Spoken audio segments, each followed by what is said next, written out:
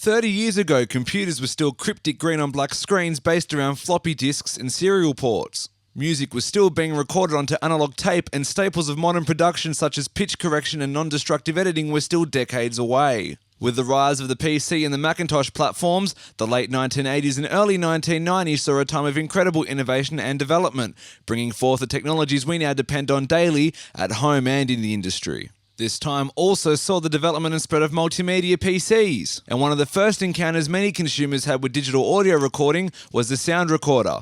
First seen in Windows 3.1, it has lasted ever since as a basic program included in subsequent Windows releases. Much loved software such as Pro Tools, Auto-Tune and most other digital audio workstations and their plugins can also trace their lineage to this era, where CDs, USB, Firewire, the internet and other technologies all began to change the fabric of modern communication. These days, computers exponentially more powerful than desktops from even 15 years ago can now fit in one hand, and devices such as this iPad now host music creation and recording apps far beyond what was capable back in the days of Windows 95 and the PowerPC Macs.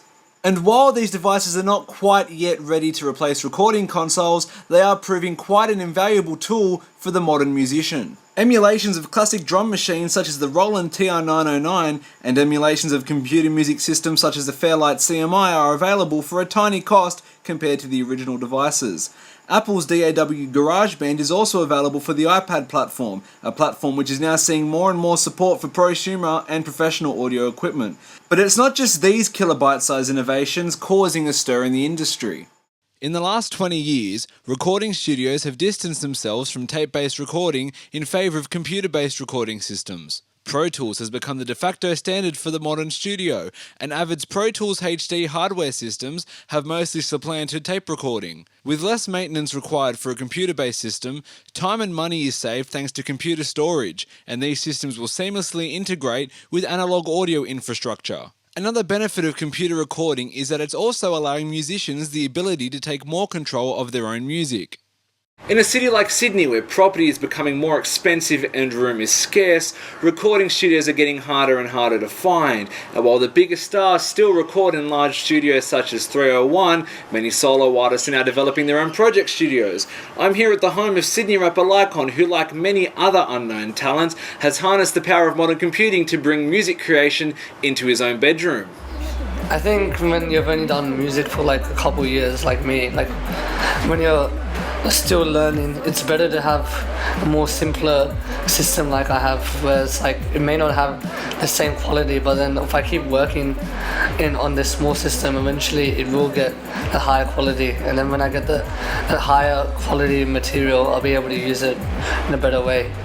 These days you can just record music just like so easily, like it's not about like having a big studio or anything anymore. Now all you just need is that one program and a mic, and then you're ready to go. Like I've recorded at my auntie's place, my place, like you can record like anywhere, just take the mic and you go, you know?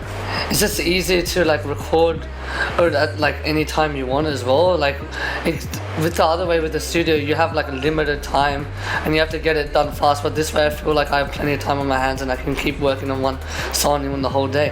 At the moment I'm using Acoustic Mixcraft 5. Yeah, I haven't really like got taught by anyone how to use it or anything. I've just been using it for a couple of years and I've just been learning myself, so yeah. No, I don't produce in Mixcraft, I use FL Studio.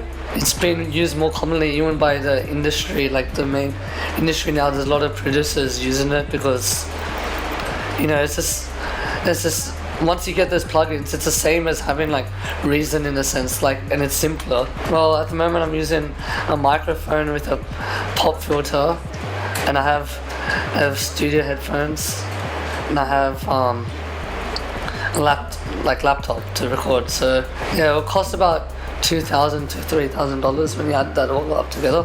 I think like unless you've been making music for like 10 or like 20 years, is like I'm happy with like the quality I'm getting out, because once you get like extra mastering on and stuff, because like most of the stuff I take it to the studio, as you know, and once I've taken it to the studio, you boost it up, you can and change the high pass and low pass and stuff of the track. Before you know it, it's close to a studio track, or not the same. For me, I do put obviously importance on quality and stuff. I don't want my track to be sounding trash compared to something that's on the radio. At the same time, I don't want to like overvalue just sound and like forget about my content, you know what I mean? So I try to balance that out and make sure my content is first and then that's second. LiCoN recorded a song using his system while I was there, and despite having no training or engineering experience whatsoever, was quite comfortable working with digital audio thanks to his Mixcraft DAW. Give us another go at the verse. Alright, let's go. Giving its people food for their souls, yeah, that's my goal, aim high. Cool. That was pretty simple. Do a quick take. Yeah. Make sure the microphone's actually recording it, and Yeah. you basically got the recording done. Yeah, basically, I never really had like in music, like I never really learned music much at all. So like it's more like I just learned this like by practicing and practicing. So Yeah, you just learn it by use. yeah, so like having a system like this is like really good because you can slowly develop your craft. You It's know? not too complicated. It's easy to use for a musician rather than an engineer. Yeah, exactly. One thing that impressed me was LiCoN's use of a parallel compression technique that he discovered purely by experimentation. And then I got a vocal which is less of like a massive compression, and that allows me to like just add delay and So like for it to not be too strong, you know? So what you're actually running here is parallel compression. Yeah. Now see, Yeah, like did you learn that from anywhere, or did you just decide? No, I just like thought like this is what's gonna sound best. In the end, LiCoN's process was essentially the same as any engineer's: record, process, mix and master. The only difference was in the equipment being used, a trade-off which artists like LiCoN are more than happy to make. My music is basically for the iPod listener, and more than for the like concert, big stage kind of thing, radios.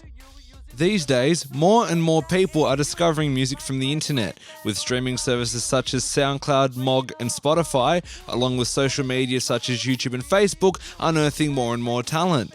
Independent bands and artists such as Boyce Avenue and Andy McKee are harnessing the internet as a platform to showcase their skills, and others such as Justin Bieber, Hopsin and Lily Allen have all managed to capitalize on online success to enter the mainstream market. However, computers have also had some negative effects on the industry. For every benefit computers have afforded the music industry, they've also created a few problems. Thanks to the internet, a new threat to the industry is emerging in pirated music. Thanks to digital audio, it is now easier than ever to illegally share music. Simply copying and pasting an audio file or sending a file over email or instant messaging now means that you may never have to legally purchase music again.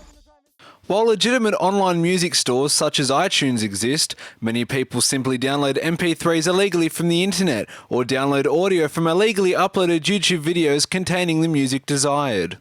All is not lost though, in fact it's quite the opposite. Music is now more accessible than ever, and devices like this smartphone can hold an entire music collection with no problem whatsoever. And as long as there's music, there'll always be a music industry. There was music before recording, and there'll be music well after it as well. The benefits of computers in music well outweighs the detrimental effects of it, and while the industry has struggled since computers came into music, now digital sales are increasing again, along with vinyl showing people will still pay for music. All it takes is the industry ready to adapt and ready to learn. And as long as computers are around, I don't think the music will ever die.